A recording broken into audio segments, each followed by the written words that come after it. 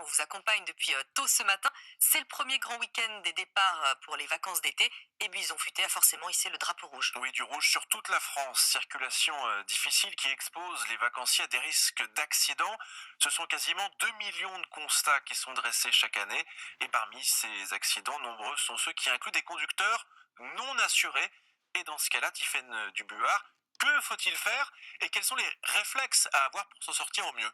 Eh bien, premier réflexe à avoir, prenez en photo la plaque d'immatriculation du véhicule. Elle vous permettra d'identifier plus facilement son conducteur. Ensuite, en cas de délit de fuite, n'hésitez pas à prendre des personnes à témoins. Elles pourront être contactées par votre assurance, mais aussi par la police en cas de dépôt de plainte.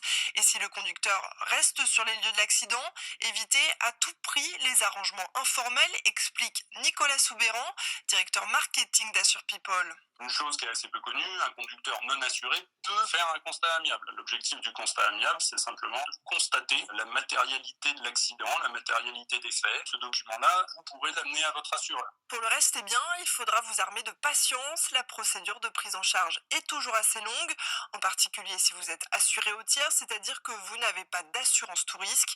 Dans ce cas précis, votre indemnisation sera délivrée non pas par votre assurance, mais par un fonds de garantie financé par l'État, et cela risque de prendre un peu de temps.